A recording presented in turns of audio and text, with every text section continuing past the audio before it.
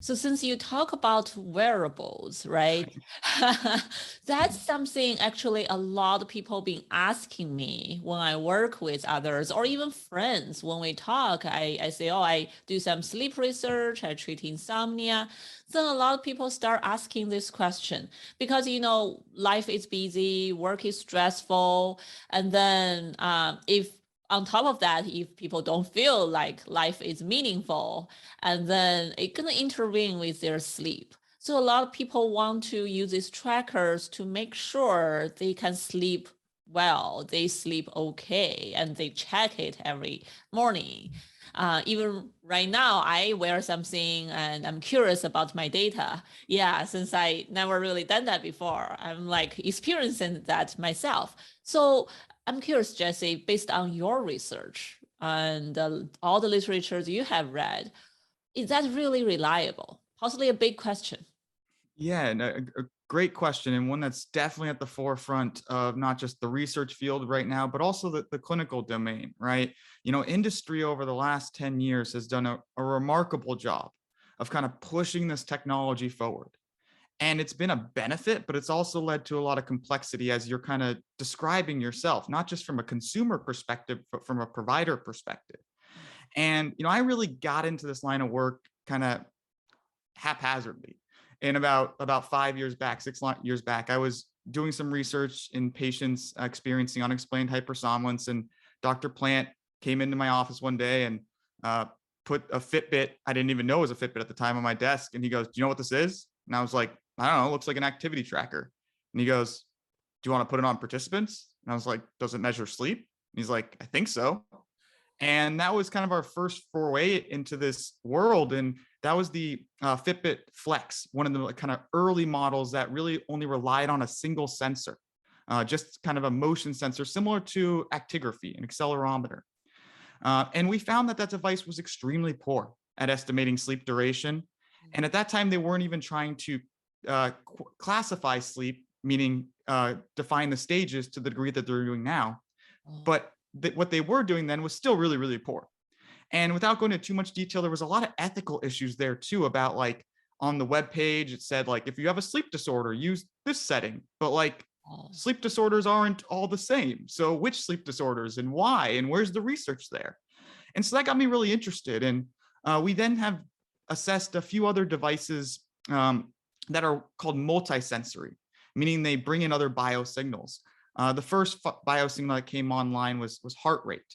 And so we saw an advancement in the technology based on this kind of hardware change where it wasn't just movement, but it was heart rate now that was used to in the algorithm to detect sleep versus wake, but also to classify the different stages of sleep. And yeah, the earlier models weren't that great. We were looking at kind of overestimations of sleep, maybe by about 30 to 40 minutes. We were looking at about a estimation ability, a kind of percentage agreement with PSG, polysomnography, when it comes to the staging of deeper stages at about 30%. That's not very good. And then we saw a real evolution in kind of the past 2 or 3 years, where a lot of these multisensory devices are actually really good at reliably detecting sleep duration. So when people ask me what they can do, I actually feel really comfortable with their estimations of sleep duration. There's a great paper by Chino et al. In 2020 that evaluated about 7 or 8 of these devices at once against polysomnography and using a clinical actigraph as well. And these devices perform better than the clinical actigraph when it comes to their estimations of sleep duration. Now, they're still not great at detecting stages. So I wouldn't go changing your life, Yishan, about your deep sleep or your REM sleep percentages. At best, there's still about a 60 to 70% accuracy in agreement with polysomnography and kind of registered certified sleep specialist staging. But that's still a massive improvement over the 30% with where they were about 3 to 4 years ago. So to kind of answer your question there, it's still a little messy, but ultimately they're doing pretty good at the sleep duration estimations. I think they're capturing bedtime and rise time pretty reliably as well. And I think from a provider standpoint, you're probably really interested in those numbers. Now, when it comes to sleep onset latency and wake after sleep onset, they're a little bit more variable. These devices are inherently limited in their ability to capture motionless wake, right? If I'm laying there like, oh my God, I can't sleep. I'm unable to sleep. Oh, if I don't go to sleep now, I'm not going to be able to be my best self the next day, right? These devices may not be able to detect that as wake. They may still misclassify that as sleep. So I think the next evolution is to bring in some self-applied EEG technology, and some of the more expensive devices do have headbands, and they seem to do better at detecting these motionless wake episodes. So I think the future is really pairing our kind of accelerometry, our heart rate, and our EEG in these wearable universal devices to really improve their quantification and classification abilities. Oh, wow. So sounds like when we use these wearable trackers, we possibly have to be careful about what data is more reliable than other data, right? So sounds like with the nowadays technology, it's not that, oh, is this wearable good or bad? It's like what you are trying to get from it. Yeah, exactly. And I mean, I don't know about you, but I love talking in all or nothings in black and white, right? Isn't that how the world works? No, of course, there's some middle ground here. And that's, I think, a real challenge we have in the field clinically and from a research perspective, and our relationships with industry, is not trying to be too dogmatic here and trying to find harmony between these three domains and be like, okay, well, look, like, from a research perspective, we really need them to operate in this fashion. We really can't have these errors that your devices are having. And clinically, we really need to protect the patient data a lot better than you're doing. And we can't really have the numbers changing overnight because your software changes and my patient's 15 minutes of sleep onset latency then becomes 27 minutes because you've changed your algorithm. Which one is it, right? And Right. so it's about finding the harmony between these three domains that can unlock the true potential of this emerging domain. Yeah, technology is there, how we use it to really benefit us, not hurting us. I remember when I interviewed Dr. Guy Schlener, Guy Leschner, sorry, a long time ago, he mentioned a little bit this orthosomnia Mm. nowadays, right? Because we are wearing these trackers, and then people start developing insomnia. Sleep become a performance. Yeah, no, beautifully said. And I think this really came out of a great paper, I believe, by Dr. Kelly Barron in about 2016, 2017, that really started to draw our attention to potential harm and negative effects of kind of over tracking and too much data. And I actually get like kind of a negative pit in my stomach when the term orthosomnia comes up, because I think if it gets a little bit too overemphasized, I think it's a real thing. I think there are people out there that are harmed by their data. But I also think people are harmed, as we know, by staring at the clock too much. And some people do and some people don't, right? So it's not necessarily the device itself. It's about determining which personality characteristics, which individual phenotypes are susceptible to having harm from these devices. And so that's kind of where I wish we would start um, allocating our efforts in research, is kind of determining for who are these things helpful and for who are these things harmful. That's another great topic, I think. Right now, when I lead CBTI group to treat insomnia, I'm just trying to ask everyone within that 4 weeks of treatment not wear any trackers, just in case. I don't want to add any unnecessary anxiety on top of things. But I can definitely tell when we run a group, there are a lot of people. And within the group, everyone is slightly different, right? Some people actually, they are okay to look at the data and understand their sleep a little better. Some people are not okay to do that. And for the sleep log, the same thing. Some people get anxious even by filling out how they think they slept last night, and some people are totally fine with it. So definitely there's some personality like a trait, right? How anxious you are, how worried you are, all these varieties among Yeah, people. Mm. I think that's beautifully said. And again, that's why we shouldn't be in all or nothings, and we shouldn't be talking in universalities. We should try to get down to the personal individual level here and figuring out, is it perfectionism? What is this trait that is, degrading the utility of these devices and even degrading the utility of our interventions sometime? I'm a training clinician, and sometimes when I deliver CBTI and I'm doing some cognitive therapy, sometimes that even harms people by like drawing attention, having them kind of challenge their own beliefs sometimes leads to heightened beliefs. And it's just kind of the nature of the game. And we have to find how to relate to that person to kind of lessen it, but it's not going to be the same way as working with somebody else. And I'm sure you've probably experienced that to some degree too. Right, definitely. So everyone is so different. And talking about that, I'm wondering possibly it's a good time to maybe help our audience to understand the different sleep stage. What's the scientific percentage of those? Since I've been using I've been trying different trackers, and I noticed the percentage when I read from the data, it's so different than what I learned Mm. when we were trained as a clinician, right, as a sleep specialist. So how about you help our audience understand a little bit? What are the normal percentage for deep sleep, for REM sleep, for other stages? Yeah, and unfortunately, I'll preface with this: it's complicated, and I think Dr. Mike Grander, who harps on this a lot, would agree with the statement. Is we don't really know what is normal and what is abnormal truly in this regard, but there are some kind of general recommendations that the National Sleep Foundation draws to when they talk about sleep quality, and this gets brought up. And so, if we really look at polysomnography defined sleep stages, we're going to have to get out of these terms light sleep and deep sleep. Okay. So we're going to have to start first with non rapid eye movement sleep and rapid eye movement sleep. And those are our two main umbrellas. And then within non rapid eye movement sleep, we have stage 1, stage 2, and stage 3.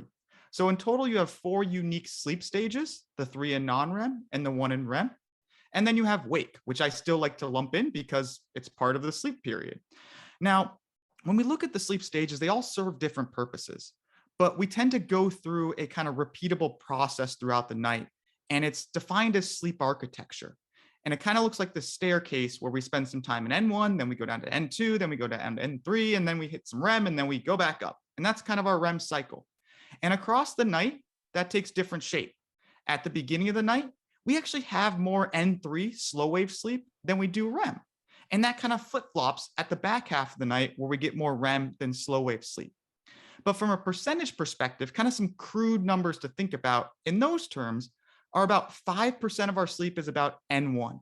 It's this kind of light sleep. It's a transition between wake and the deeper stages. Our brains start to slow down a little bit. And, we may actually still have some consciousness that we would perceive as wake in that. That's up for debate. And then we have something called N2, where we spend the vast majority of our night in. And this is generally about 50 to 55% of our sleep. So the bulk of our sleep is generally in N2. And then we have N3, which is slow wave sleep, and it's generally perceived as the stage of sleep that provides us restoration. And some persons who do not derive restoration from their sleep may have deficiencies in slow wave sleep. That's something that my laboratory, Dr. Plant's laboratory, has kind of unearthed with these disorders of kind of unexplained sleepiness. But generally, we're spending about anywhere from 15 to 25% of our night of sleep in that.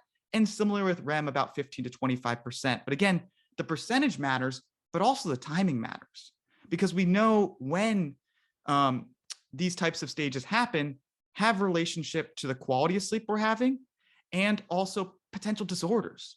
So for instance, persons experiencing narcolepsy often have REM much earlier in the night than healthy sleepers. They have something called a sleep onset REM episode, where it happens within the first 15 minutes of their sleep period. It's a REM intrusion. And that's a defining feature of their disorder.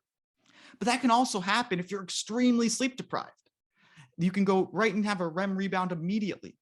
And kind of similarly, with slow wave sleep, if you have an intense amount of physical activity, if you're extremely exhausted, it's mapped onto our sleep need.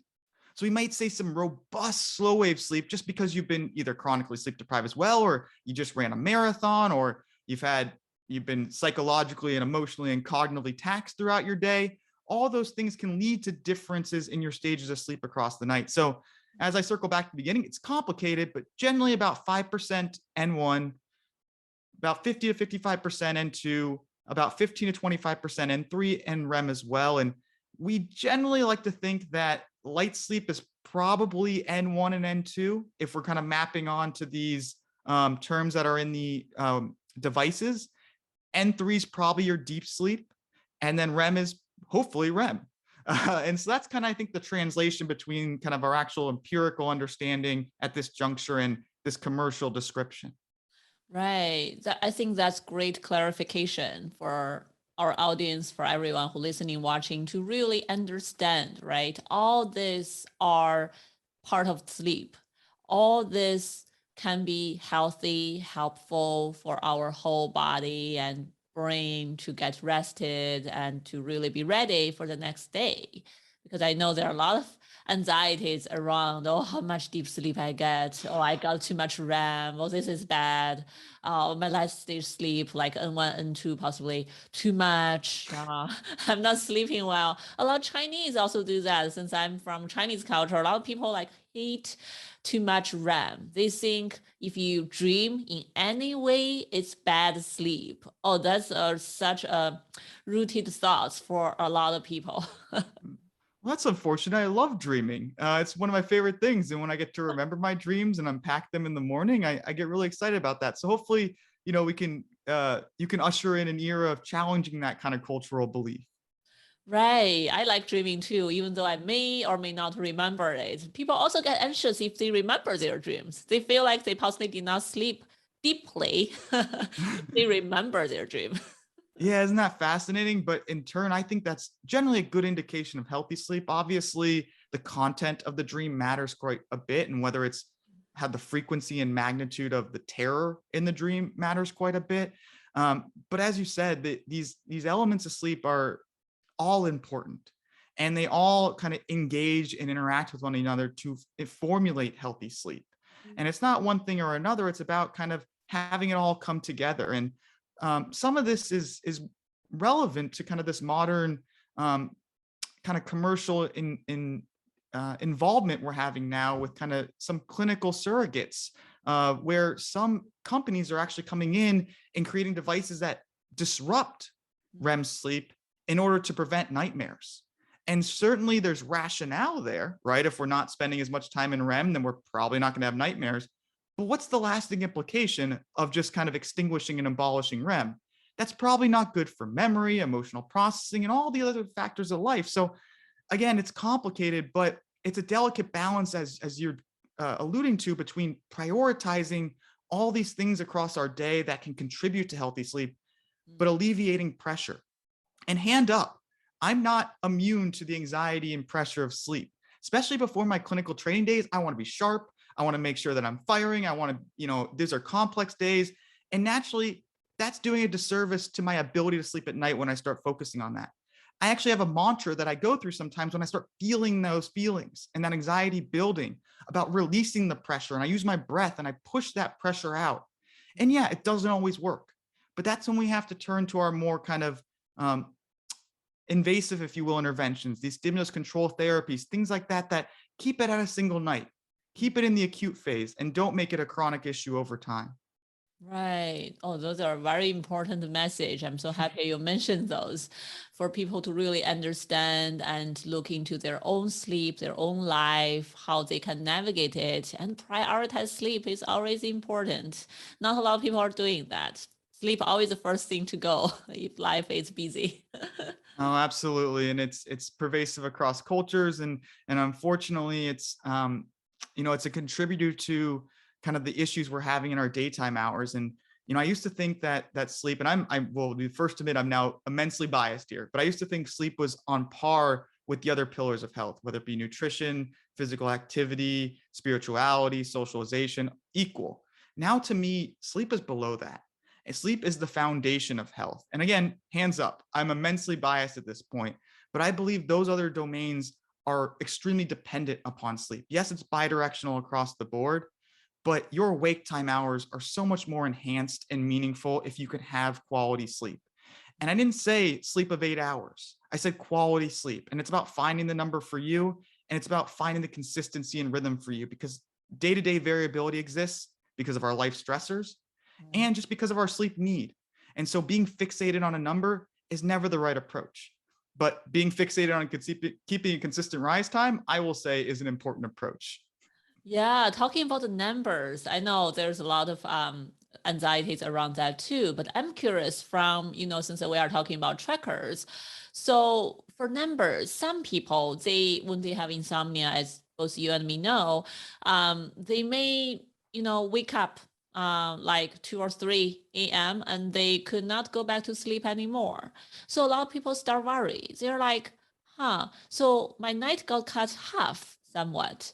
Will that means I won't be able to have REM sleep at all? Because, think about the percentage and time. I possibly have N1, N2, N3, and then I'm awake. Then no REM. So it doesn't mean no REM for me forever. What do you think? Yeah, that's certainly a reasonable hypothesis given the information that's been reported. And again, I believe, as humans, want to develop some flexible thinking and come up with as many alternative hypotheses as possible. So the reality is you've probably already experienced some of REM, right? It's not that we don't have any REM in the first half of the night. It's just that we don't have as much as we normally do in the back half of the night when REM becomes more dense, if you will, across our sleep. And the other side of it is we also have to recognize that worrying is not going to help us, right? We have to be aware of that and start to try and intervene in a manner that allows us to ground that worrying and allow us the best chance to return to sleep. And also recognize that it's okay if we have a poor night of sleep. It's not going to kill us. And in fact, a poor night of sleep often precedes a really good night of sleep. So perhaps you won't get the REM you want that night. But if we don't get in our way, that next night of sleep is going to be really rich and it's going to have some great REM. And so that's, I think, the way I would kind of approach that with somebody is like, well, perhaps you've actually already accumulated a fair amount of REM. And the reality is why it's so difficult at times to get back to sleep at 2 and 3 in the morning is you've actually accumulated a lot of slow wave sleep, because that's usually in the first half of the night. And that's the restorative aspect. So when we have those awakenings about 5 hours into our sleep period, it can be very difficult to get back to sleep. But then it becomes about our coping strategies, which are emotional and problem focused. And the problem focused stuff is, well, getting ourselves out of the bed when we know we're not getting back to sleep and things are getting frustrated, right? And then kind of the emotional side is, how are we going to land that frustration? How are we going to take that amygdala and calm it down and say, you know what? I'm not going to let this negative thing control my life. I'm going to find peace and happiness. I'm going to read. I'm going to fold laundry. I'm going to pet my pets, whatever it may be that can distract and take a negative into a positive. Because I don't know about you, Yishan, but in my life, truthfully, some of the most suffering moments is when I'm sitting there, and maybe this is a privilege in a lot of ways from this being the most suffering, but laying there in bed in the middle of the night being like, I have to get back to sleep. Why can't I get back to sleep? You feel like a prisoner in that bed. But as soon as you can unlock yourself and free yourself and go in another room and have a warm cup of caffeine-free tea somewhere in a different room and relax yourself, I think you start to change the dynamic. And even if you don't get back to sleep, your headspace the next day is so much more improved. Yeah. Wow. So I think, see, that's why I think a lot of psychologists could be really good at treating the sleep problems, because we understand people's mind. We understand how self-talk can be powerful, either positive ones or negative ones. A lot of time is to accept the challenge and let down the struggles, right? We don't entangle with the sleep monsters, all that. I feel like those are so important. Couldn't agree more. And, circling back to the tracker thing, again, this is an added layer of complexity, right? We have our data immediately in front of us in the morning.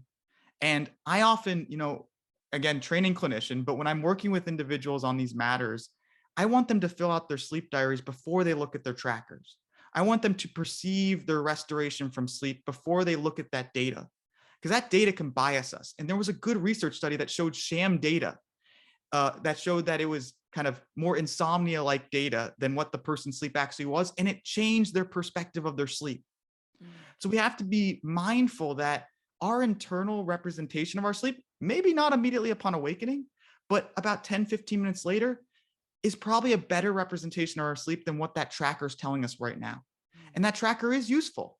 There is some utility to having that as kind of a motivational force for some people, right? But we just don't want it to control our sleep.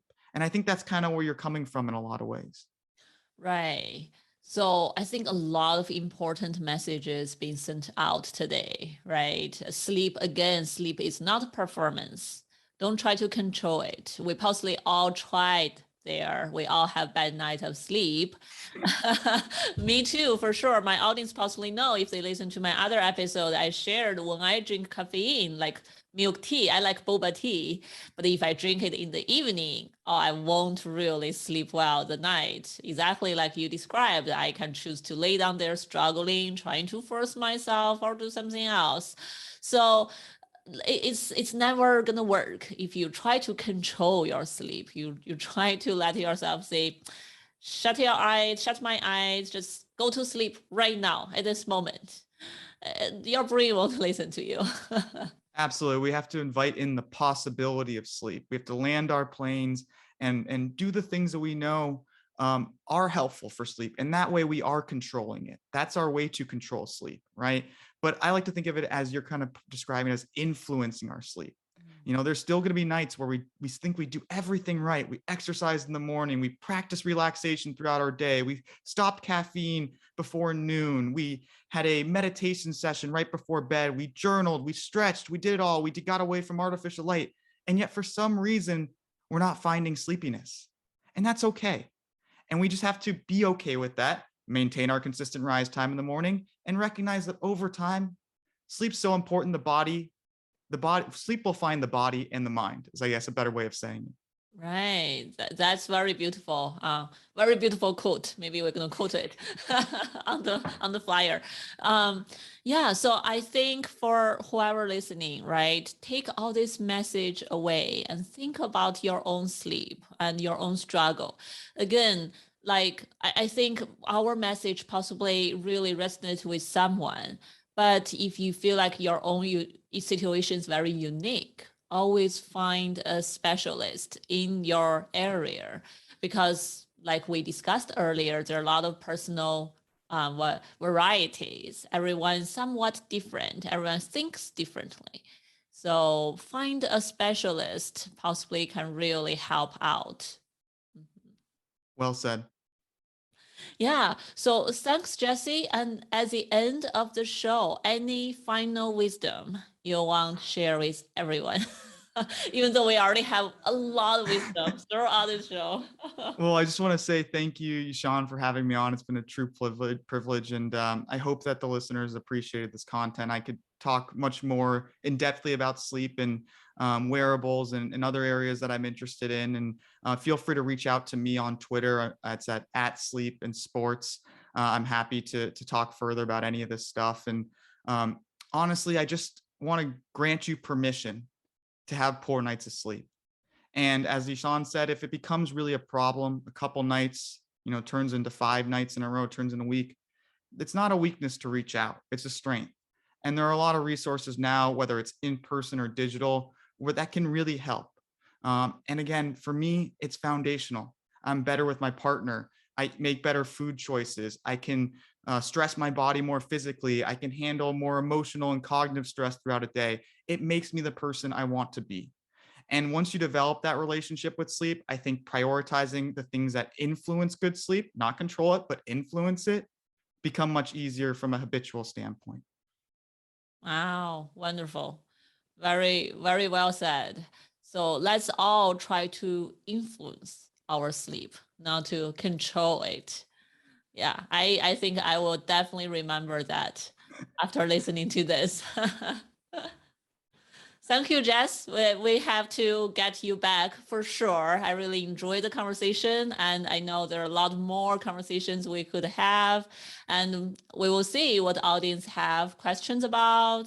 Feel free to leave message to us. Feel free to reach out to Jesse. I will put his Twitter and any other account information if you want to share with us. I will put it on the show notes. So when people listen to the show, they will be able to find your information.